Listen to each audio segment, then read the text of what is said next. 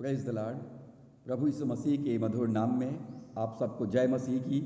मैं reverent doctor D.R. Sahu, Wesleyan Methodist church Dalli Rajhara Chhattisgarh से हूँ। आज हम बिब्लिकल फाइनेंसेस पार्ट 23 बाइबिल की अर्थव्यवस्था भाग 23 की शिक्षा हम प्राप्त करेंगे और इसके अंतर्गत हम याकूब की पत्री उसका 5 अध्याय 1 से लेकर 6 पद पर मनन करेंगे। याकूब की पत्री 5 अध्याय 1 से लेकर 6 पद। यहाँ पर याकूब कहता है, हे धनवानों, सुन तो लो, तुम अपने आने वाले क्लेशों पर चिल्ला चिल्ला करो। तुम्हारा धन बिगड़ गया है और तुम्हारे वस्त्रों को कीड़े खा गए हैं। तुम्हारे सोने चांदी में काई लग गई है और वह काई तुम पर गवाही देगी और आग के समान तुम्हारा मांस खा जाएगी। तुमने अंतिम युग में धन बटोरा है। देखो, जिन मजदूरों ने तुम्हारे खेत काटे, उनकी वह मजदूरी जो तुमने धोखा देकर रख ली है चिल्ला रही है, और लौने वालों की दोहाई सेनाओं के प्रभु के कानों तक पहुंच गई है। तुम पृथ्वी पर भोग विलास में लगे रहे और बड़ा ही सुख भोगा।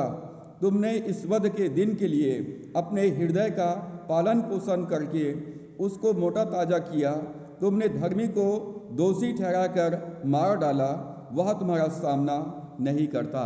परमेश्वर अपने वचन के पढ़े जाने और सुने जाने पर आशीष दें। आइए हम प्रार्थना करें। सर्वशक्तिमान पिता परमेश्वर, हमारे उद्धारकर्ता प्रभु यीशु के नाम से आपके चरणों में आते हैं। आपके जीवित वचन के लिए धन्यवाद करते हैं, सुंदर समय के लिए धन्यवाद करते हैं, पवित्र आत्मा की उपस्थिति के लिए हम धन्यवाद करते हैं। प्रिय पवित्र आत्मा, हम अपने जीवन में आपका स्वागत करते हैं। हमें ज्ञान और प्रकाश की आत्मा दे। परमेश्वर के वचन को का प्रकाशन हमको दे। परमेश्वर के वचनों को हमारे हृदय पे पटिया पर लिखिए, ताकि परमेश्वर का वचन हमारे पाँव के लिए दीपक और मार्ग के लिए उजियाला होने पाए। वचन की सेवा के लिए मैं अपने आप को तेरे हाथों में सौंपता हूँ। पिता, अपनी वेदी के अंगारों से मेरे ओठों को स्पर्श कर अपने वाचक लोह में मुझे ढांपिए। मेरे साथ खड़ा होइए, मुझ में होकर के बोलिए प्रभु, ताकि मेरे मुख से निकलने वाला एक एक वचन तेरी ओर से हो और सुनने वाले और सुनाने वालों के लिए पिता आशीष में बनने पाए। मैं अपने गले को तेरे हाथों में सौंपता प्रभु। मेरे गलों को स्पर्श कर कि मेरी आवाज़ तेरी आवाज़ बन जाए, और अपने अनॉइंटिंग पावर को रिलीज कर जहाँ तक ये आवाज़ जाए पिता प्रभु, तेरा अभिषेक रिलीज हो और हर एक सुनने वाले लोग अपने जीवन में पिता परमेश्वर तेरे मौजूदगी को, तेरे छुटकारे को महसूस करने पाए, जीवन चंगाई और बहुतायत की आशीष प्राप्त करने पाए। विनती उद्धारकर्ता प्रभु यीशु के नाम से मांगते हैं, आमीन। बाइबिल की अर्थव्यवस्था भाग 23 की शिक्षा हम इस समय प्राप्त करेंगे, और आज के संदेश का शीर्षक है should Christian be rich. Should Christian be rich. क्या एक मसीही को धनी होना चाहिए? क्या एक मसीही को धनी होना चाहिए? क्योंकि याकूब 5 अध्याय 1 से 6 पद में यहाँ पर याकूब धनवानों को चेतावनी दे रहा है। धनवानों को याकूब यहाँ पर चेतावनी दे रहा है। अब हम आज याकूब 5 अध्याय 1 से 6 पद पर मनन करेंगे और हम इसकी चर्चा हम करेंगे। क्या एक मसीही को धनी होना चाहिए? धनवान व्यक्ति धन का संचय करता है। एक धनी व्यक्ति अपने पैसे को बचत करता है, अपने पैसे को वो जमा करता है, धन संचय करता है। क्या बाइबिल धनी लोगों को दोषी ठहराता है? प्रश्न है, क्या बाइबिल धनी लोगों को दोषी ठहराता है? धन एक आशीष है या श्राप है? हमको अपना विचार स्पष्ट करना है, अपना कॉन्सेप्ट को क्लियर करना है। धन आशीष है या श्राप है? याकूब की पत्री 2 अध्याय और 23 पद में लिखा है, अब्राहम बहुत धनी था। अब्राहम बहुत धनी था और वो परमेश्वर का मित्र कहलाया। इब्राहिम धनी होने के बावजूद परमेश्वर का मित्र कहलाया। अय्यूब 1 अध्याय और उसके 8 पद में परमेश्वर ने अय्यूब के विषय में कहा कि वह खरा और सीधा मनुष्य है, जबकि अय्यूब अपने समय का सबसे अधिक धनी व्यक्ति था। अय्यूब अपने समय में बहुत अधिक धनी व्यक्ति था और परमेश्वर ने अय्यूब की तारीफ किया, अय्यूब की प्रशंसा किया और अय्यूब के विषय में कहा कि अय्यूब खरा और सीधा मनुष्य है। नीति वचन 15 अध्याय 6 पद में राजा सुलेमान कहता है, धर्मी के घर में बहुत धन रहता है, धर्मी के घर में बहुत धन रहता है। मत्ती 6 अध्याय 33 पद में प्रभु यीशु ने कहा, जो धार्मिकता के साथ जीवन व्यतीत करता है उसे परमेश्वर आशीषित करता है। जो धार्मिकता के साथ जीवन व्यतीत करता है परमेश्वर उसको आशीषित करता है। और यहाँ पर हम पाते हैं कि परमेश्वर के लोग आशीषित होते हैं, परमेश्वर के लोग संपन्न होते हैं, परमेश्वर के लोग धनी होते हैं। इसका अर्थ है कि धन परमेश्वर की आशीष है, धन परमेश्वर की आशीष है। परंतु याकूब यहाँ पर उन लोगों को चेतावनी दे रहा है जो धन की को मूर्तिमान करते हैं। याकूब यहाँ पर उन लोगों को चेतावनी दे रहा है जो धन की उपासना करते हैं, जो धन से प्रेम करते हैं, जो परमेश्वर से ज़्यादा अपने धन को प्रेम करते हैं, जो अपने धन का लालच करते हैं, जो 10वां अंश और भेंट को लालच करते हैं, जो अपने धन का संचय करते हैं और जो अपने धन का दुरुपयोग करते हैं, जो सुख और विलास में जीवन व्यतीत करते हैं। याकूब ऐसे धनी लोगों को यहाँ पर चेतावनी देता है। बाइबिल उन धनवानों की निंदा करता है जो अपने धन का संचय करते हैं और परमेश्वर के राज्य के विस्तार के लिए उपयोग नहीं करते। बाइबिल उन धनवानों का, उन धनी लोगों की निंदा करता है जो धन का संचय करते हैं परंतु अपने धन से, अपने संसाधन से परमेश्वर की सेवा नहीं करते। बाइबिल उन धनी लोगों की निंदा करता है जो गरीबों और जरूरतमंदों की सहायता नहीं करता। बाइबिल उन धनवानों की निंदा करता है जो अपने धन से सुसमाचार प्रचारकों और परमेश्वर की सेवकों की सेवा में सहभागी नहीं होते। बाइबिल उन धनवानों की निंदा करता है जो अपने धन के द्वारा से परमेश्वर की सेवा नहीं करते। मत्ती 6 अध्याय 19 से 21 पद में प्रभु यीशु मसीह ने कहा, अपने लिए पृथ्वी पर धन इकट्ठा ना करो, अपने लिए पृथ्वी पर धन इकट्ठा ना करो, क्योंकि जो पृथ्वी पर जो धन है उसको कीड़े लग जाएंगे, उसको काई बिगाड़ देंगे और चोर सेंध लगाकर चुरा लेंगे। इस पृथ्वी पर धन इकट्ठा मत करो, क्योंकि जो इस पृथ्वी पर धन इकट्ठा करते हैं उसको कीड़े लग जाएंगे, उसको काई लग जाएगा और उसको चोर चोरी कर लेगा। 20 पद में, परंतु अपने लिए स्वर्ग में धन इकट्ठा करो जहां न तो कीड़ा और न काई बिगाड़ते हैं और जहां चोर न सेंध लगाते और न चुराते हैं। प्रभु यीशु मसीह ने पहाड़ी उपदेश में अपने चेलों को ये सिखाया कि अपने लिए धन कहाँ जमा करना है। पृथ्वी पर धन जमा मत करो, परंतु अपने लिए स्वर्ग में धन जमा करो, क्योंकि जहाँ तेरा धन है वहाँ तेरा मन लगा रहेगा। जहाँ तेरा धन है वहाँ तेरा मन लगा रहेगा। यदि मेरा धन परमेश्वर के राज्य में लगा है, परमेश्वर की सेवा में लगा है, कलीसिया में लगा हुआ है, तो मेरा मन ऑटोमेटिक परमेश्वर के राज्य में जाएगा। सभोपदेशक 10 अध्याय 19 पद में सुलेमान कहता है, money is the answer for everything, money is the answer for everything. रुपयों से सब प्राप्त होता है, रुपयों से सब कुछ प्राप्त होता है। रुपया सब समस्याओं का उत्तर लेकर के आता है। रुपया, पैसा सारी समस्याओं का उत्तर लेकर के आता है, सारी समस्याओं का उत्तर पैसे लेकर के आता है। और इसलिए लोग धन संचय करने में लगे रहते हैं और इसीलिए लोग धन को प्रेम करते हैं और इसीलिए लोग धन को अपने पास जमा करके रखते हैं। परंतु यहाँ पर याकूब 5 अध्याय 1 से 6 में धनवानों को चेतावनी देता है। यदि परमेश्वर ने आपको आशीषित किया है, परमेश्वर ने आपको आशीषित किया है, तो आप इस वचन को ध्यानपूर्वक सुनिए। पहला पद में लिखा है, हे धनवानों सुन तो लो, तुम अपने आने वाले क्लेशों पर चिल्ला चिल्ला करके रो। याकूब कहता कि हे धनवानों सुन तो लो, तुम अपने आने वाले क्लेशों पर, आने वाले कष्टों पर, आने वाले न्याय पर चिल्ला चिल्ला करके रो।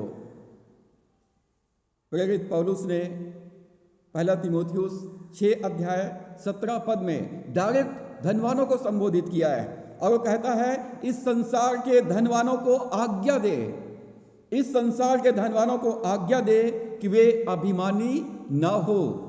धन हमारे अंदर में घमंड उत्पन्न करता है और धन के कारण से लोग घमंडी हो जाते हैं। धन के कारण से लोग अभिमान करने लगते हैं। धन के कारण से लोग कहते हैं, मैं अपना समस्याओं का समाधान खुद कर सकता हूं, मुझे किसी की सहायता की जरूरत नहीं है।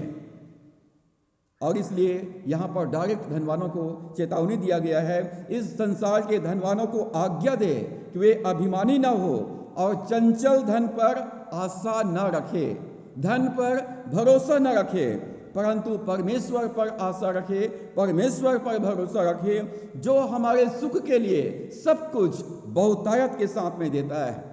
परमेश्वर अपने बच्चों को उनके सुख के लिए, उनके आनंद के लिए, उनके भलाई के लिए, उनकी सेवा करने के लिए सब कुछ बहुतायत के साथ में देता है। याकूब 4 अध्याय 9 और 10 पद में लिखा है, चिल्लाकर रो का क्या मतलब है? चिल्लाकर रो का क्या मतलब है? दुखी हो और शोक करो और रो। 3 बात यहां पर लिखा है।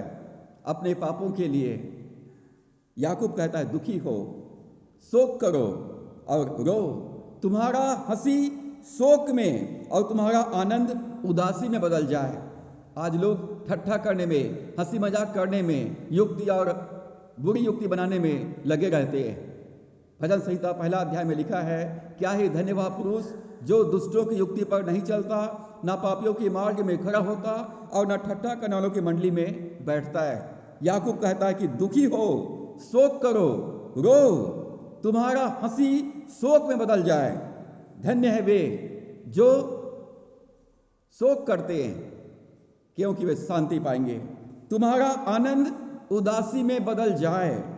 प्रभु के सामने दीन बनो तो वह तुम्हें शिरोमणि बनाएगा। खुद बचना काफी नहीं है, औरों को बचाना भी होगा। यदि हमारे पास सब कुछ है तो ईश्वर का धन्यवाद हो। और यहाँ पर याकूब कहता है पश्चाताप करो। याकूब यहाँ पर हमको पश्चाताप करने के लिए आह्वान करता है। यदि आज तक हमने धन संचय करने में समय व्यतीत किया, अपने धन के द्वारा से, अपने संसाधन के द्वारा से परमेश्वर की सेवा नहीं किया, तो वो कहता है कि तुम्हारा हंसी शोक में बदल जाए, तुम्हारा आनंद उदासी में बदल जाए। परमेश्वर के सामने दीन बनो तो वो तुमको ऊंचा उठाएगा। आने वाले क्लेश पर चिल्ला करके रो। क्यों? आने वाला क्लेश क्या है? आने वाला क्लेश खालीपन, आने वाला क्लेश है अकेलापन, आने वाला क्लेश है उद्देश्यहीन, आने वाला क्लेश है असुरक्षित, दुख, यातनाएं। इस संसार में, इस दुनिया में क्लेश, उपद्रव और अनंत काल का कष्ट, नरक की आग, ये है आने वाला क्लेश, जिससे बचने के लिए याकूब कहता है अपने पापों के लिए पश्चाताप करो।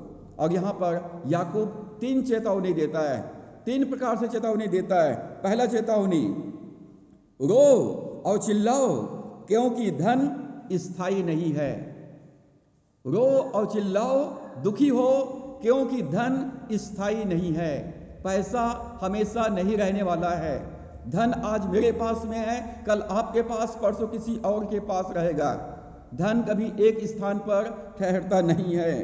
2 और 3 पद में लिखा है, याकूब 5 अध्याय 2 और 3 पद में, तुम्हारा धन बिगड़ गया है, तुम्हारे वस्त्रों को कीड़े खा गए हैं, तुम्हारे सोने चांदी में काई लग गई है और वह काई तुम पर गवाही देगी और आग की नाई तुम्हारा मांस खा जाएगी।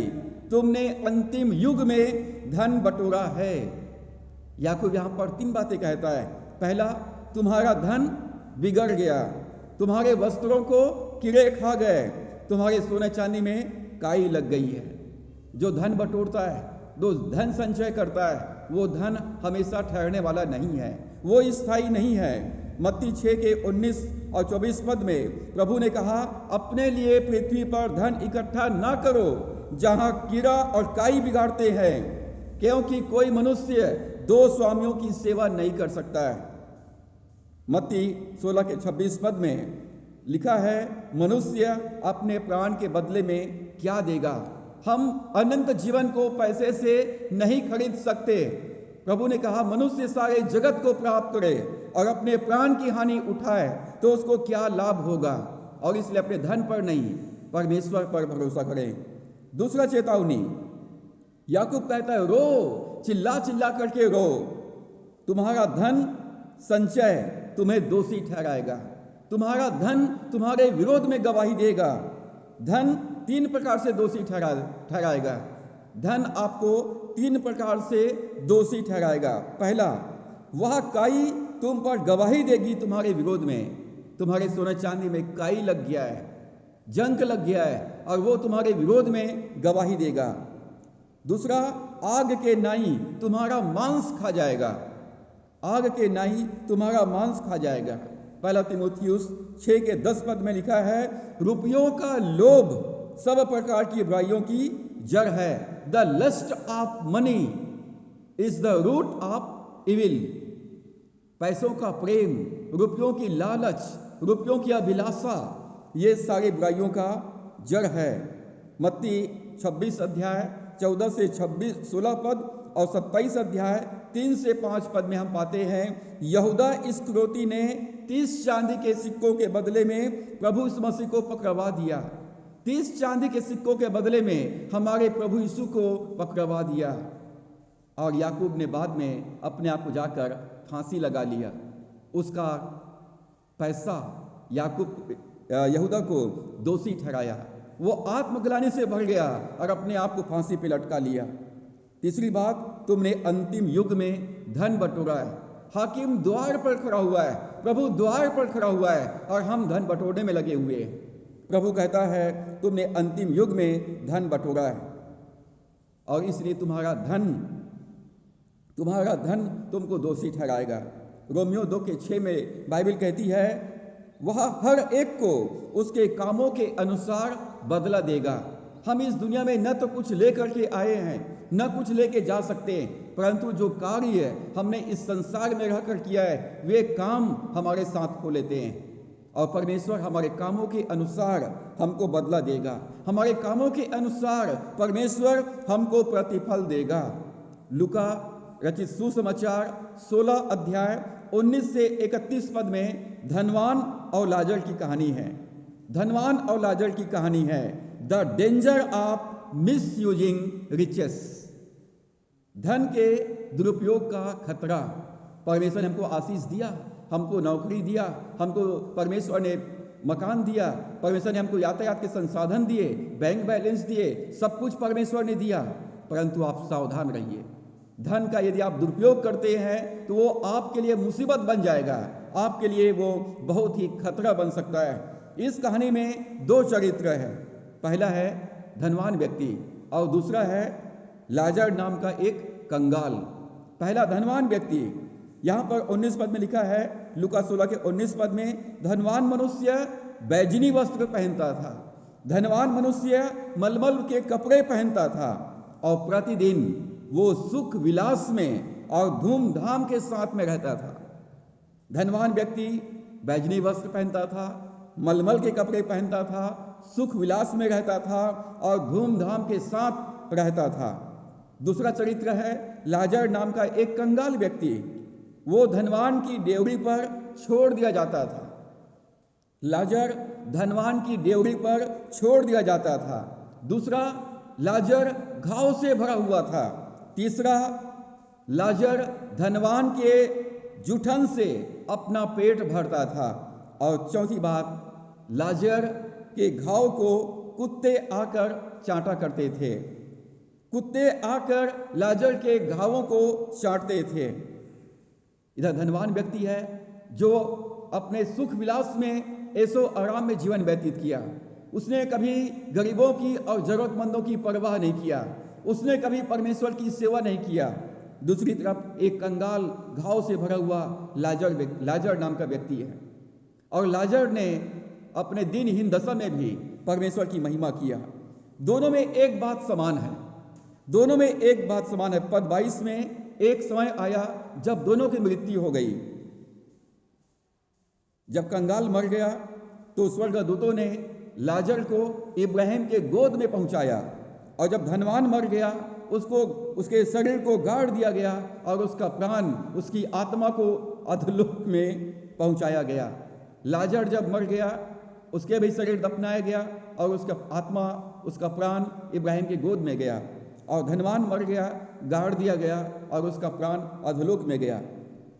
और अधोलोक में जाकर इस धनवान व्यक्ति ने अपनी आंख उठाया और स्वर्ग की ओर देखा, तो वहां पर अधोलोक में, स्वर्गलोक में इब्राहिम की गोद में लाजर बैठा हुआ है, और धनवान नरक की आग में तड़फ रहा है, पास पानी के एक एक बूंद के लिए तड़फ रहा है। और उसने नरक से पुकारा, नरक से उसने प्रार्थना किया कि हे पिता इब्राहिम, लाजर को मेरे पास भेज दे कि मेरे जीभ में पानी का एक बूंद को डाले। नरक की पुकार प्यासा है, प्यास पानी के लिए पुकार रहा है। हे पिता इब्राहिम, लाजर को भेज दे कि मेरे जीभ में पानी का एक बूंद को डाले। और इब्राहिम ने कहा, हे पुत्र, तो स्मरण कर, जब तो इस पृथ्वी पर था तुमने भोग विलास में जीवन व्यतीत किया, और इसलिए अभी तू संकट में है। और लाजर ने इस संसार में रहते हुए वो अपना सारा दुख, सारा कष्ट सह लिया है, और इसलिए वो अब स्वर्गलोक आनंद और शांति के साथ में है। और दूसरी बात, तेरे और मेरे बीच में एक गड्ढा है, एक खाई है जिसे कोई पार नहीं कर सकता है। नरक से धनवान ने जो प्रार्थना किया, पिता इब्राहिम ने उसकी प्रार्थना को स्वीकार नहीं किया, और तब नरक से इस धनवान ने दोबारा प्रार्थना किया। नरक का दूसरा पुकार 27 और 28 पद में, हे पिता इब्राहिम, लाजर को मेरे पिता के घर में भेज दे, क्योंकि मेरे 5 भाई हैं। मेरे भाइयों के पास भेज दे कि वो लोग पापों से मन फिराए, अपने पापों से पश्चाताप करे और लोग नरक में आने से बच जाए। और पिता इब्राहिम ने कहा, उनके पास मूसा और व्यवस्था की पुस्तकें हैं, यदि वो मूसा और व्यवस्था को नहीं मानते, तो यदि कोई मरे हुए में से जी उठे तो वो उसकी भी बात नहीं मानेंगे। आज लोगों के पास परमेश्वर का वचन है, लोगों के पास परमेश्वर का वचन है, लेकिन लोग आज परमेश्वर के वचन को सुनना नहीं चाहते, परमेश्वर के वचन को मानना नहीं चाहते, और इस कारण अपने लिए आने वाले दिनों के लिए वो क्लेश और उपद्रव का वो सामना उनको करना पड़ सकता है। और याकूब हमको चेतावनी देता है कि तुम्हारा धन संचय करने में लगे मत रहो, तुम्हारा धन को कीड़े लग जाएंगे, तुम्हारे धन पर काई लग जाएंगे, तुम्हारे धन को चोर चोरी कर लेगा, और तुम धन को यदि सुख विलास में जीवन व्यतीत करते हो तो तुम्हारा धन तुमको दोषी ठहराएगा, तुम्हारा धन तुमको तुम्हारे विरोध में गवाही देगा। और तीसरा चेतावनी, आप जिस तरह से जीवन व्यतीत कर रहे हैं उसके लिए रो और चिल्लाओ। 4 से लेकर 6 पद में लिखा है, देखो जिन मजदूरों ने तुम्हारे खेत काटे, उनकी वह मजदूरी जो तुमने धोखा देकर रख ली है चिल्ला रही है। याकूब कहता है, जिन मजदूरों ने, जिन सेवकों ने तुम्हारी सेवा किया, तुमने उनकी प्रतिफल उनको नहीं दिया, और वे परमेश्वर की दोहाई दे रहे हैं, वे सेवक लोग परमेश्वर की दोहाई दे रहे हैं, और परमेश्वर के कान तक उनकी प्रार्थना, उनकी दोहाई पहुंच गया है। तुम पृथ्वी पर भोग विलास में लगे रहे और बड़ा ही सुख भोगा। तुमने इस वध के दिन के लिए अपने हृदय का पालन पोषण करके मोटा ताजा किया। तुमने धर्मी को दोषी ठहराकर मार डाला, वह तुम्हारा सामना नहीं करता। तीसरा चेतावनी है, जिस तरह से आप जीवन व्यतीत कर रहे हैं, याकूब कहता है उसके लिए रो, उसके लिए पश्चाताप करो। पहली बात, यहाँ पर 4 बातें दिया गया है, 4 बातें यहाँ पर दिया गया है। पहली बात, मजदूरों की मजदूरी धोखा देकर रख लिया है, मजदूरों की मजदूरी को धोखा देकर रख लिया है। यहाँ पर मजदूर कौन है? परमेश्वर के राज्य में जो लोग सुसमाचार प्रचार की सेवा कर रहे हैं, परमेश्वर की कलीसियाओं में जो सेवा कर रहे हैं, परमेश्वर की सेवक लोगों के लिए यहाँ पर कहा गया है। व्यवस्था विवरण 24 अध्याय 14 से 15 पद में लिखा है, कोई मजदूर जो दीन और कंगाल हो, चाहे वह तेरे भाइयों में से हो, चाहे तेरे देश के फाटकों के भीतर रहने वाले परदेशियों में से हो, उस पर कभी अंधेर मत करना, यह जानकर कि वह दीन है और उसका मन मजदूरी में लगा रहता है। मजदूरी करने के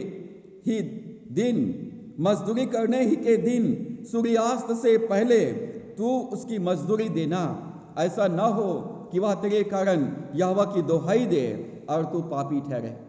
परमेश्वर ने व्यवस्था दिया है कि मजदूर को मजदूरी उसी दिन दे देना, सूर्य डूबने से पहले उसकी मजदूरी तुम उसको दे देना, उसके मजदूरी को रोक के अपने पास मत रखना। ऐसा ना हो कि वो मुझसे प्रार्थना करे और उनकी प्रार्थना को मैं सुनूं और तू पापी ठहरे। ले व्यवस्था 19 अध्याय 13 पद में लिखा है, एक दूसरे पर अंधेर न करना और न एक दूसरे को लूट लेना, और मजदूर की मजदूरी तेरे पास सारी रात बिहान तक न रहने पाए। मजदूर की मजदूरी सारी रात दूसरे दिन तक तेरे पास न रहने पाए। मजदूर का मजदूरी उसका हक है। मजदूर को मजदूरी देना यह कोई दया नहीं है, यह कोई कृपा नहीं है। मजदूर को मजदूरी देना वो उसका हक है। पहला कुरिन्थियों 9 अध्याय के 14 पद में पौलुस कहता है, इसी रीति से प्रभु ने ठहराया है, कोई व्यक्ति ने नहीं, प्रभु ने ठहराया है कि जो लोग सुसमाचार सुनाते हैं उनकी जीविका सुसमाचार प्रचार से हो। जो लोग सुसमाचार प्रचार का काम करते हैं, जो पूर्णकालिक सेवकाई के लिए अपना जीवन प्रभु को अर्पित किए, जो सुसमाचार प्रचार करते, जो कलीसिया में सेवकाई करते, उनकी जीविका सुसमाचार प्रचार से होना चाहिए। उनका आर्थिक प्रतिपालन, उनके परिवार का भरण पोषण सुसमाचार से होना चाहिए। पहला कुरिन्थियों 9 अध्याय के 9 पद में पौलुस कहता है, दांवते समय चलते हुए बैल का मुंह ना बांधना। दांवते समय चलते हुए बैल का मुंह ना बांधना। जो सुसमाचार प्रचार कर रहे हैं, जो परमेश्वर के दाग के बारे में, जो परमेश्वर के राज्य में सेवा कर रहे हैं, उन सेवकों को उनका प्रतिफल देना, उनको रोक करके मत रखना, उनका हक मत मारना।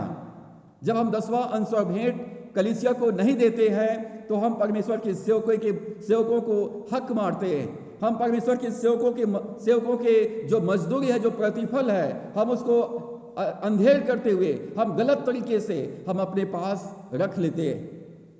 यिर्मयाह 22 के 13 पद में लिखा है, उस पर हाय जो अपने घर को अधर्म से और अपनी उपरवती कोठरियों को अन्याय से बनवाता है। यिर्मयाह भविष्यवक्ता कहता है, उन पर हाय जो अपने अधर्म से धन संचय करता है और जो अपने पड़ोसी से बेगारी में काम कराता है और उसकी मजदूरी नहीं देता। जो परमेश्वर के सेवकों से सारा काम करवा लेते हैं, सारे संस्कार विधियों को पूरा करवा लेते हैं, उनसे प्रार्थना करवा लेते हैं, लेकिन कभी भी उनका सेवा का प्रतिफल उनको नहीं देते। परमेश्वर कहता है, उन पर हाय। हम इस दुनिया में सारे लोगों का सेवा का हम मूल्य चुकाते हैं, लेकिन परमेश्वर के सेवकों का, उसके सेवा का प्रतिफल हम उनको नहीं देते। और इसलिए यहाँ पर याकूब कहता है कि तुमने मजदूरों की मजदूरी धोखा दे करके रख लिया है, और इसलिए तुम पर हाय। तुम अपने आने वाले क्लेश पर, आने वाले न्याय पर चिल्ला करके रो और अपने पापों से पश्चाताप करो। मलाकी 3 अध्याय 5 पद में परमेश्वर कहता है, तब मैं न्याय करने को तुम्हारे निकट आऊंगा, और जो मजदूरों की मजदूरी को दबाते हैं और विधवा और अनाथों पर अंधेर करते हैं, उन सबों के विरुद्ध मैं तुरंत साक्षी दूंगा। सेनाओं के यहोवा का यही वचन है। परमेश्वर कहता है, मैं न्याय करने के लिए तुम्हारे पास में आऊंगा, और जो लोग मजदूर की मजदूरी को दबाते हैं, जो मजदूर के मजदूरी को अपने पास गलत तरीके से रख लेते हैं, परमेश्वर कहता है मैं उनके विरोध में साक्षी दूंगा। 10वां अंश नहीं देना परमेश्वर को धोखा देना है। 10वां अंश नहीं देना अपनी कलीसिया के साथ धोखाबाजी है। 10वां अंश नहीं देना अपने सेवकों के साथ धोखाबाजी है। और परमेश्वर कहता है, क्या मनुष्य परमेश्वर को धोखा दे सकता है? क्या मनुष्य परमेश्वर को लूट सकता है? परमेश्वर कहता है मलाकी 3 अध्याय के 9 पद में, तुम मुझको धोखा देते हो, तुम मुझको लूटते हो, इस कारण तुम पर भारी श्राप पड़ा हुआ है। 10वां अंश नहीं देना परमेश्वर को धोखा देना है। मजदूरों की मजदूरी धोखा दे करके रख लिया है। और दूसरी बात, लिविंग इन लग्जरी, विलासिता में रहना। पद 5 में लिखा है, तुम पृथ्वी पर भोग विलास में लगे रहे और बड़ा ही सुख भोगा है। तुमने दसवांश भेंट परमेश्वर की सेवा के लिए नहीं दिया। सेवकों से तुमने सेवा तो लिया, परंतु उनका प्रतिफल, उनका हक तुमने नहीं चुकाया है, और तुमने इस पृथ्वी पर भोग विलास में और बड़े विलासिता में जीवन व्यतीत किया है। इस कारण से परमेश्वर कहता है अपने आने वाले क्लेश पर तुम चिल्ला करके रो। लूका 12 अध्याय 15 पद में प्रभु यीशु ने कहा, चौकस रहो, सावधान रहो और हर प्रकार के लोभ से अपने आप को बचाए रखो, क्योंकि किसी का जीवन उसकी संपत्ति के बहुतायत से नहीं होता। धन का लालच, प्रभु ने कहा धन के लालच से अपने आप को बचाए रखो। लोग लालच के कारण से परमेश्वर को उसके भंडार में 10वां अंश और भेंट लेकर के नहीं जाते, परमेश्वर की सेवा में वो अपना 10वां अंश और भेंट नहीं देते। प्रभु ने कहा सावधान रहो, किसी का जीवन उसके संपत्ति के बहुतायत से नहीं होता। प्रभु ने एक दृष्टांत यहाँ पर दिया लूका 12 अध्याय 16 से 21 में, और इसको मूर्ख धनवान कहा गया है। मूर्ख धनवान कहा गया है। The danger of consciousness. लालच एक बहुत ही खतरनाक है। लालच बहुत ही बुरा बला है। यह व्यक्ति बहुत धनवान है और अपने योजना बनाता है सुख विलास के लिए कि वो कैसे अपने धन को बटोर करके संचय करेगा। परमेश्वर ने कहा, हे मूर्ख, यदि आज की रात तेरा प्राण ले लिया जाए तो तू कहाँ जाएगा। ये व्यक्ति सुख विलास के साथ ही साथ वो धन पर भरोसा करता है। इनका पूरा भरोसा अपने धन पर है, और ऐसे धनवानों के लिए प्रभु कहता है सावधान रहो, किसी का जीवन उसकी संपत्ति के बहुतायत से नहीं होता। पद 21 में लिखा है, ऐसा ही वह मनुष्य है जो अपने लिए धन बटोरता है, परंतु परमेश्वर की दृष्टि में धनी नहीं। ये संसार के दृष्टि में बहुत धनी व्यक्ति है, परंतु परमेश्वर के दृष्टि में, स्वर्ग के दृष्टि में ये बहुत ही कंगाल व्यक्ति है, मूर्ख व्यक्ति है। परमेश्वर ने कहा, यदि तेरा प्राण ले लिया जाए तो तू कहाँ जाएगा। पद 34 में लिखा है, क्योंकि जहां तुम्हारा धन है वहां तुम्हारा मन लगा रहेगा। जहां तुम्हारा धन है वहां तुम्हारा मन लगा रहेगा। पहला तीमुथियुस 5 अध्याय 6 पद में पौलुस कहता है, पर जो भोग विलास में पड़ गई वह जीते जी मर गई है। जो लोग इस संसार के भोग विलास में जीवन व्यतीत कर रहे हैं, बाइबल कहती है वो जीते जी मरे हुए, और मरे हुए लोग परमेश्वर का धन्यवाद नहीं कर सकते। तीसरी बात यहां पर लिखा है, मेकिंग देम सेल्फ फैट। 5 पद में, तुमने इस वध के दिन के लिए अपने हृदय का पालन पोषण करके मोटा ताजा किया है। अच्छे से अच्छे भोजन खाया, अच्छे से अच्छे कपड़े पहने, लग्जरियस लाइफ, विलासिता में सुख भोगा है, जीवन व्यतीत किया है, खा पी करके अपने आप को मोटा ताजा किया है। परमेश्वर कहता है कि तुमने इस वध के दिन के लिए, इस न्याय के दिन के लिए तुमने अपने हृदय का पालन पोषण करके मोटा ताजा किया है। रोमियो के पत्री 2 अध्याय के 6 पद में लिखा है, वह हर एक को उसके कामों के अनुसार बदला देगा। मत्ती 24 अध्याय 38 और 39 पद में लिखा है, नूह के जमाने के दिनों में जल प्रलय के पहले लोग खाते पीते थे। जल प्रलय के पहले लोग खाते पीते थे, भोग विलास में जीवन व्यतीत कर रहे थे, उनमें शादी ब्याह हो रही थी, और जब तक जल का प्रलय आकर उन सबको बहा ना ले गया तब तक उनको कुछ समझ में नहीं आया। वैसे ही वह मनुष्य है, वैसे ही मनुष्य का पुत्र का आना भी होगा। हम अंतिम युग में हैं, प्रभु यीशु मसीह द्वार पर खड़ा हुआ है, और इसलिए अपने धन के द्वारा से परमेश्वर की महिमा करें। अपने धन का संचय करने में लगे ना रहें, अपने धन का दुरुपयोग ना करें, विलासिता में जीवन व्यतीत ना करें। चौथी बात यहाँ पर याकूब कहता है, दे कंडम एंड किल, वे निंदा और हत्या करते। 6 पद में, तुमने धर्मी को दोषी ठहराकर मार डाला, वह तुम्हारा सामना नहीं करता। धर्मी लोग परमेश्वर की सेवा करते, नम्रता पूर्वक, दीनता पूर्वक, सारे अन्याय सब कुछ सहते हुए परमेश्वर की सेवा करते रहते हैं। वे कभी भी वे किसी के ऊपर में अपना हक नहीं जताते, परंतु बाइबल कहती है तुमने धर्मी को दोषी ठहराया। हम कलीसिया परमेश्वर के सेवकों की निंदा करता है, उनका अपमान करता है, उनका अनादर करता है, और इस संसार में उनको अकेला छोड़ देते हैं।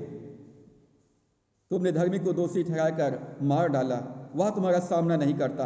स्वार्थी धनी लोग परमेश्वर का सुनना पसंद नहीं करते। स्वार्थी धनी लोग अपना कान को बंद कर लेते हैं। स्वार्थी धनी लोग धर्मियों पर दोष लगाते हैं। स्वार्थी धनी लोग परमेश्वर के सेवकों के ऊपर दोष लगाते हैं। और इसलिए धनी लोगों के लिए याकूब कहता है, अपने क्लेश पर चिल्ला करके रो। यशायाह 53 अध्याय 7 से 8 पद में लिखा है, वो सताया गया तो भी वो सहता रहा, अत्याचार करके और दोष लगाकर वे उसे ले गए। प्रभु यीशु मसीह ने सारा अत्याचार सह लिया। वो धनी हो करके भी हमारे लिए कंगाल बन गया, ताकि उसे कंगाल हो जाने से हम आत्मिक रूप से धनी हो जाएं। हम आत्मिक जीवन में परमेश्वर के राज्य में हम धनी हो जाएं। मत्ती 11:29 में प्रभु यीशु ने कहा, मेरा जुआ अपने ऊपर उठा लो और मुझसे सीखो, क्योंकि मैं नम्र और मन में दीन हूं, और तुम अपने मन में विश्राम पाओगे। मेरा जुआ अपने ऊपर उठा लो। प्रभु यीशु मसीह का बोझ, प्रभु यीशु मसीह का भूख, प्रभु यीशु मसीह के कार्य, प्रभु यीशु मसीह का मिशन क्या है? जाओ और मेरे राज्य का सुसमाचार प्रचार करो। कोई आत्मा नाश ना हो, क्योंकि नरक में जो प्यास है वो कभी नहीं बुझेगी। नरक में परमेश्वर नहीं चाहता कि कोई मनुष्य जाए, और इसलिए जाओ और सारी जातियों को मेरे राज्य का सुसमाचार प्रचार करो। जो विश्वास करे और बपतिस्मा ले, उनका उद्धार होगा। और यदि जो विश्वास नहीं करते वे दोषी ठहराए जाएंगे। याकूब यहां पर 3 बातें कहता है। लालच करके पैसे मत लो, लालच करके पैसा जमा मत करो, धोखा देकर पैसा जमा मत करो। जब हम 10-500 भेंट नहीं देते हैं तो अपने परमेश्वर को, हम अपनी कलीसिया को, हम परमेश्वर के सेवकों के साथ दगाबाजी करते हैं। स्वार्थ में पैसा खर्च मत करो, भोग विलास में पैसा खर्च मत करो। हमें लालची, धोखेबाज और स्वार्थी नहीं होना है। धन का उपयोग बुद्धिमानी के साथ में कीजिए। धन का उपयोग बुद्धिमानी के साथ में करें। धन के मामले में ईमानदार बने, धन के मामले में विश्वास योग्य बने, और उदारता के साथ परमेश्वर की सेवा अपने संसाधन के द्वारा से करें। धन हमको अभिमानी बना सकता है, धन हमको निर्दयी बना सकता है, धन हमको स्वार्थी बना सकता है, और धन हमको कठोर बना सकता है। पहला तीमुथियुस 6 अध्याय 8 और 10 पद में पौलुस कहता है, यदि हमारे पास खाने और पहनने को है तो इन्हीं पर संतोष करना चाहिए। यदि हमारे पास खाने के लिए भोजन है, पहनने के लिए वस्त्र है, तो इन पर संतुष्ट रहकर परमेश्वर का धन्यवाद करना चाहिए, परमेश्वर की सेवा करना चाहिए। धन संचय नहीं करना चाहिए। पर जो लोग धनी होना चाहते हैं वे ऐसी परीक्षा में और फंदे में और बहुत तरह व्यर्थ और हानिकारक लालसाओं में फंसते हैं, जो मनुष्यों को बिगाड़ देती है। रुपयों का प्रेम, रुपयों का लालच मनुष्य के स्वभाव को बिगाड़ देता है। लोग चोर और डाकू बन जाते हैं और वे विनाश के समुद्र में डूब जाते हैं, क्योंकि रुपयों का प्रेम, रुपयों की अभिलाषा, द लस्ट ऑफ मनी सब प्रकार की बुराइयों की जड़ है। याकूब कहता है, हे धनवानों, आने वाले क्लेश के लिए चिल्लाकर रो, अपने पापों से पश्चाताप करो, क्योंकि तुम्हारा धन बिगड़ गया, तुम्हारा रुपया तुम्हारे लिए दोषी ठहरा रहा है, और तुमने सेवकों की मजदूरी को अन्याय के साथ अपने पास रख लिया है। रुपया बुरा नहीं है। अब प्रश्न है, क्या मसीहों को धनी होना चाहिए? क्या एक मसीह विश्वासी को धनी होना चाहिए? रुपया बुरा नहीं है, रुपयों का प्रेम बुरा है। The lust of money is the root of all evil. हमें सबसे अधिक परमेश्वर से प्रेम करना है। परमेश्वर चाहता है कि हम अपने धन, अपने परिवार और अपने आप से भी ज़्यादा हम परमेश्वर से प्रेम करें। धन का लालच मनुष्य को दुर्गति की ओर ले जाता है। धन के लालच के कारण से वो धनी व्यक्ति अपने आप को नरक में पाया। धन के लालच के कारण से वो धनवान परमेश्वर की दृष्टि में मूर्ख बन गया। धन के लालच को परमेश्वर देख रहा है, आपके हृदय को परमेश्वर देख रहा है। आपके मन में धन के लिए लालच है, परमेश्वर उसको देख रहा है। धन का लालच करना मतलब परमेश्वर को धोखा देना है। धन का लालच करना मतलब अपने आप को धोखा देना है। धन एक खतरनाक धोखा हो सकता है जो लोगों को अनंत विनाश की ओर ले जाता है। परमेश्वर के वचन में लिखा है, परमेश्वर हमारे सुख के लिए हमको सब कुछ बहुतायत के साथ में देता है। परमेश्वर हमको संसाधन देता है, धन संपत्ति बहुतायत के साथ में देता है, ताकि अपनी संपत्ति के द्वारा से हम परमेश्वर की सेवा करें। मत्ती 19 अध्याय 16 से 22 पद में एक धनी जवान का वर्णन है जो प्रभु यीशु मसीह के पास में आया, घुटना टेक कर प्रभु यीशु मसीह को प्रणाम किया और उसने कहा, हे उत्तम गुरु, मैं कौन सा भला काम करूं कि मैं अनंत जीवन प्राप्त करूं। उसने भलाई के बारे में पूछा, मैं कौन सा भला काम करूं कि मैं अनंत जीवन प्राप्त करूं। भलाई के बारे में पूछा, कौन सा भला काम करूं, कौन सा अच्छा काम करूं कि मैं अनंत जीवन को प्राप्त करूं। प्रभु ने कहा, यदि तू भला करना चाहता है तो अपना पैसा गरीबों में बांट दे, अपना धन संपत्ति जो तेरे पास में है उसको जाने दे, उसको बो दे, उसको बेच दे, गरीबों में कंगालों में बांट दे, मेरे पीछे हो ले, तुम्हें 100 गुना मैं दूंगा और स्वर्ग में अनंत जीवन दूंगा। परंतु ये धनवान उदास होकर चला गया, क्योंकि ये अनंत जीवन से ज्यादा अपने रुपयों से प्रेम करता था। ये अनंत जीवन से ज्यादा, परमेश्वर के राज्य से ज्यादा ये अपने धन से प्रेम करता था और उदास होकर चला गया। मूर्ख धनवान पैसे को ही सब कुछ समझ बैठा, वो पैसे पर भरोसा करता था और इस कारण धन उसके लिए धोखा बन गया। हम मसीह विश्वासियों को प्रभु यीशु मसीह में एक सच्चा धन परमेश्वर ने सौंपा है। 2 कुरिन्थियों 6 अध्याय 10 पद में लिखा है, शोक करने वालों के समान है, शोक करने वालों के समान है, परंतु सर्वदा आनंद करते। हम शोक करने वालों के समान है परंतु हमेशा आनंदित रहते, कंगालों के जैसे हैं परंतु बहुतों को धनवान बना देते। ऐसे हैं जैसे हमारे पास कुछ भी नहीं है, हम परदेसी और बाहरी हैं, तो भी हमारे पास सब कुछ परमेश्वर हमको देता है। 1 कुरिन्थियों 4 अध्याय 1 और 2 पद में पौलुस कहता है, मनुष्य हमें मसीह के सेवक और परमेश्वर के भेदों के भंडारी समझे। और फिर यह भंडारी में यह बात देखी जाती है वो विश्वास योग्य निकले। परमेश्वर ने हमको अपना स्वर्गीय धन, सुसमाचार का धन, मसीह में हमको स्वर्गीय वरदान परमेश्वर ने हमको दिया है। और इतना धन परमेश्वर ने हमको दिया है कि हम कंगालों को धनवान बना सकते हैं। और परमेश्वर चाहता है कि परमेश्वर ने जो वरदान, जो संसाधन हमको दिया है, हम उसमें विश्वास योग्य रहें। परमेश्वर ने हमको अपना भंडारीपन सौंपा है, परमेश्वर ने हमको अपना शासक यहाँ पर नियुक्त किया है और हमको परमेश्वर के वरदानों को, परमेश्वर के संसाधन को परमेश्वर की सेवा के लिए इस्तेमाल करना है। हमको धन का संचय करते नहीं रहना है, हमको सुख विलास में नहीं रहना है, धन का दुरुपयोग नहीं करना है, अपने धन को परमेश्वर की सेवा में लगाना है। कुलुसियों 2 अध्याय 3 पद में पौलुस कहता है, मसीह में बुद्धि और ज्ञान के सारे भंडार, मसीह में बुद्धि और ज्ञान के सारे धन छिपे हुए हैं। जबकि हम यीशु मसीह पर विश्वास करते हैं तो हम प्रभु यीशु मसीह के द्वारा से हम धनवान किए जाते हैं। 2 कुरिन्थियों 9 के 11 पद में लिखा है, तुम हर बात में सब प्रकार की उदारता के लिए हमारे द्वारा जो परमेश्वर का धन्यवाद करवाती है धनवान किए जाओ। परमेश्वर हमको धनवान करता है ताकि हम हर एक भले कामों के लिए और उदारता और धन्यवाद के लिए धनवान किए जाएं। परमेश्वर हर एक मसीह विश्वासियों को चाहता है कि वो धनवान हो जाए। प्रभु ने कहा, गरीबों को सुसमाचार सुनाने के लिए परमेश्वर ने मेरा अभिषेक किया है। परमेश्वर का धन्यवाद हो जो अपने दासों के, अपने सेवकों के संपन्नता से प्रसन्न होता है।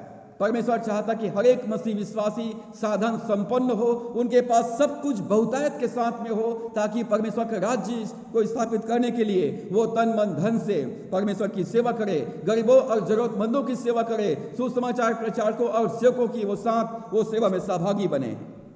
एक धनी व्यक्ति अपना धन परमेश्वर की सेवा के लिए देगा, एक धनवान व्यक्ति अपना धन परमेश्वर की सेवा के लिए देगा और उसके पास धन उमड़ता हुआ वापस आएगा। प्रभु ने कहा, दिया करो तो तुम्हें दिया जाएगा, जिस नाप से तुम नापते हो तुम्हारे लिए नापा जाएगा। लोग दबा दबा कर, हिला हिला कर और उभरता हुआ तुम्हारे गोद में डालेंगे।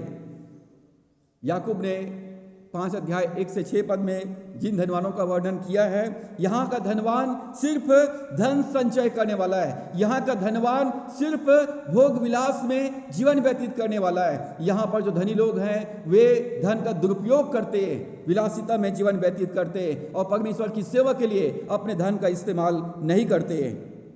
हमारे देने से हम गरीब नहीं होंगे। याद रखिए, आपके देने से आप गरीब नहीं होंगे। आप बीज को बोने से गरीब नहीं होंगे, परंतु आप बीज बोने के द्वारा से आप 30 गुना, 60 गुना और 100 गुना फल पाएंगे। यदि आज आप आंसू बहाते हुए बोते हैं तो आप जय जयकार के साथ काटने पाएंगे, जय जयकार के साथ लौने पाएंगे। हम इस संसार में 2 प्रकार से धनवान बन सकते हैं।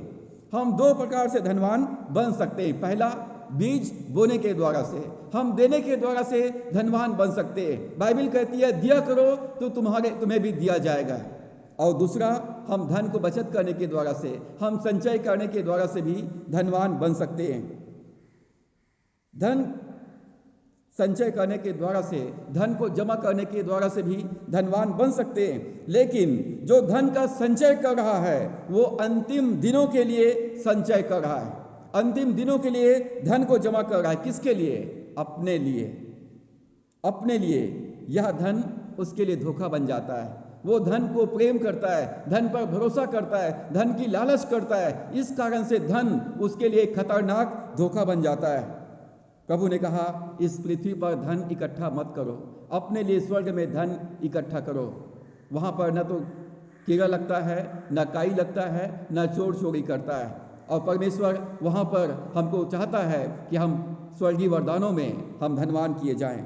अपने धन का संचय इस पृथ्वी पर मत करो, अपने धन का दुरुपयोग मत करो, धन को पूरे समय खाते मत रहो, धन को अपने लिए, अपने परिवार के लिए खर्च करते मत रहो, नहीं तो एक दिन बहुत मुश्किल में पड़ जाएंगे। यदि अपने पैसे को पूरा पूरा आप खर्च कर लेंगे, पूरा पूरा अपने और अपने परिवार के लिए खर्च कर लेंगे, तो एक दिन आप बहुत मुसीबत में पड़ जाएंगे। प्रभु कहेगा, मैं तुम्हें नहीं जानता, हे मूर्ख, मैं तुमको नहीं जानता। 10वां अंश परमेश्वर का है। जो परमेश्वर का है वो परमेश्वर को दें। और 90% में से हमको भलाई का काम करना है, गरीबों और जरूरतमंदों को देना है। हमको परमेश्वर के सुसमाचार प्रचारकों को देना है, परमेश्वर के सेवकों को देना है। इफिसियों 6 अध्याय के 10 पद में लिखा है, हम भले कामों के लिए सृजे गए, हम भले कामों के लिए बचाए गए, हम भले कामों के लिए हम जीवित इस दुनिया में रखे गए, ताकि परमेश्वर की महिमा हमारे जीवन से प्रकट हो और पूरा दुनिया हम में प्रभु यीशु मसीह के प्रेम को और प्रभु यीशु मसीह की उदारता को हमारे जीवन में लोग देखने पाए। प्रिय मित्रों, हम भले कामों में धनी बने। परमेश्वर चाहता है कि हर एक मसीह इस संसार में संपन्न हो, हर एक मसीह संसार में भले कामों के लिए धनी किया जाए। अपने धन पर भरोसा मत रखें, धन से प्रेम न करें, धन का दुरुपयोग न करें, परंतु अपने धन के द्वारा से परमेश्वर की सेवा करें, परमेश्वर की महिमा करें और अपने लिए स्वर्ग में धन को संचय करके परमेश्वर की महिमा करें। परमेश्वर अपने वचन के द्वारा से हम सबको आशीष दें। आइए हम प्रार्थना करें। सर्वशक्तिमान परमेश्वर, धन्यवाद करते हैं आपके जीवित वचन के लिए। धन्यवाद करते हैं पिता परमेश्वर, आप अपने दासों की कुशलता से प्रसन्न होते हैं। हम धन्यवाद करते हैं परमेश्वर, जो धार्मिकता के साथ जीवन व्यतीत करते हैं उनको आप साधन संपन्न करते हैं। हम धन्यवाद करते हैं पिता, जो सुसमाचार पर विश्वास करके अपने धन को जाने देते हैं, अपने धन को तेरे राज्य में इन्वेस्ट करते हैं। प्रभु, उनको आप उमड़ता हुआ, उनको बहुतायत के साथ 100 गुना आशीष आप प्रदान करते हैं। परमेश्वर दया कर वचन के सुनने वाले हर एक मसीह विश्वासी पिता इस पृथ्वी पर अपने लिए धन इकट्ठा ना करे, परंतु अपने लिए स्वर्ग में धन इकट्ठा करने पाए। पिता परमेश्वर अनुग्रह कर प्रभु कि हम पिता अपने धन के द्वारा से, अपने वरदानों के द्वारा से जो आशीषें आपने हमको दिया, उन आशीषों से प्रभु हम तेरी सेवा करने पाएँ, हम भलाई का काम करने पाएँ, ताकि हमारे जीवन में लोग तेरी महिमा और तेरे भलाइयों को देखने पाएँ। परमेश्वर तेरा धन्यवाद, आपने हमारी प्रार्थना को सुना है। हम आगे के समय को, जीवन को तेरे हाथों में सौंपते हैं। सारे आशीषों के लिए धन्यवाद करते हुए दुआ उद्धार करता प्रभु यीशु के नाम से मांगते हैं, आमीन। अब हमारे परमेश्वर पिता का प्रेम, प्रभु यीशु मसीह का अनुग्रह, पवित्र आत्मा की संगति और सहभागिता, वचन को सुनने वाले, मानने वाले, वचन के अनुसार परमेश्वर की सेवा करने वाले हर एक विश्वासियों के जीवन में अब से लेकर युगान युग तक होती रहे, आमीन। प्रभु आप सबको आशीष दे, आप सबको जय मसीह की। वचन को सुनने के लिए आप सबको बहुत बहुत धन्यवाद। प्रिय मित्रों, परमेश्वर हमको आशीषित किया है और इसलिए अपने आशीषों के द्वारा से परमेश्वर की महिमा और उसकी सेवा करें। Thank you so much. God bless you.